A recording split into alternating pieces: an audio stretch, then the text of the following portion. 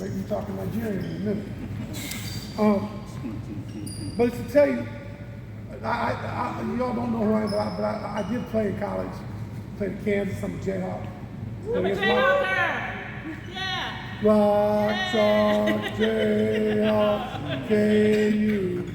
I played against Michael Jordan his first game in college. I had 24, Michael had 12. Okay. But the difference is I wear his clothes, he don't wear mine. So he did a little better than I did. Played in the NBA, I was drafted by the Cleveland Cavaliers. Again, just long enough for them to realize they made a gross error of judgment drafting me way too high. But none of that means anything to me. That's all it is. I'm more relevant today than I've ever been because I get a chance to speak to you. Define wealth, don't let it define you. We sit around and we want to be something. I want to be a star. I want to have some money. I want to have some ladies. Whatever your wealth is what it is. Whatever you define is your priority will be your priority. For me, I can only tell you what my wealth is. My wealth is my relationship with my God. I serve a risen Savior, so I'm a wealthy man. If your relationship is, if you're Muslim, be about being a Muslim. Pray 6 times a day, don't eat pork, and do what you're supposed to do. I ain't mad with you. I ain't trying to make you who I am. I'm just telling you what makes me wealthy. My wealth is my relationship with my wife. I've been married for 45 years to a smoking hot Nubian princess. She looks like the day I met her, and I look like I ate that guy. It's been a bad deal for her. But I still love her. She's my best friend. So I'm a wealthy guy. My wealth is, I define wealth by how my relationship is with my children. You want to know the secret to be a good father? Love their mother. It's real simple. It's a real simple equation.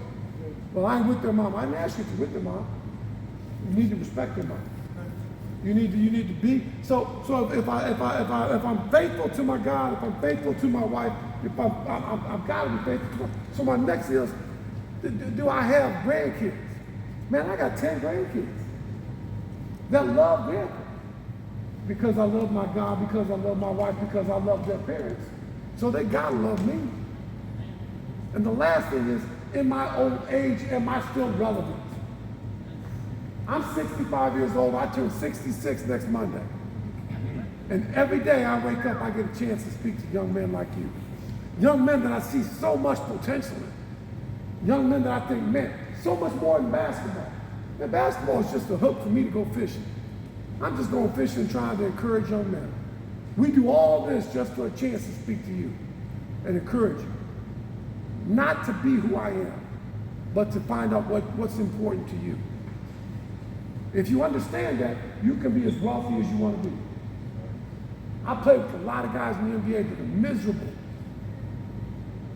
That man over there that's got that light blue shirt on, we worked together in a business with people that made millions of dollars at one time. A lot of those guys are miserable. Money by itself is not going to make you happy. I promise you that. I promise you that. Sure seems like it make it easy. I got a 180,000 mile Kia Sorento out there that I drove down from Indiana. When I'm done in the morning, I'm driving to Fort Lauderdale. I got business for a couple of days, so I'm driving back to Indiana. So I don't have any money. But I'm the wealthiest man you've ever met. And the wealth that I have is available to each of you. You just have to determine, am I willing to find whatever my relationship is with God? Whatever that is. Will I be faithful to my woman? Will I treat her like the queen? You want to know how to be a good husband?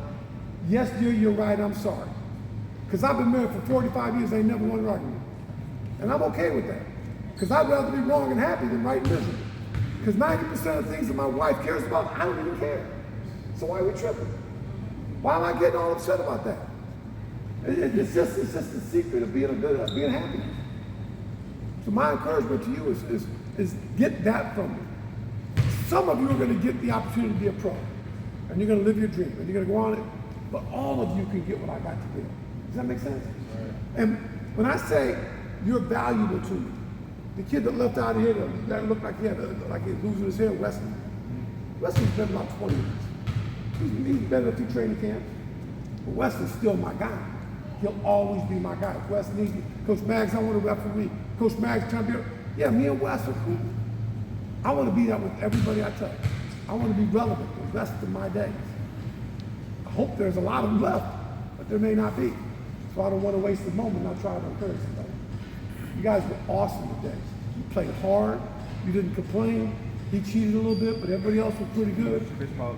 Okay, it's Chris Paul. But it was fun watching you play. Some of you were great passers, very few selfish plays. It was rare to come to an event like this. It really was. This was a good day. Give yourself a round of applause. I'm going to give these jerseys back to Coach because my jerseys didn't come in, but I hope you have some jerseys when they come in.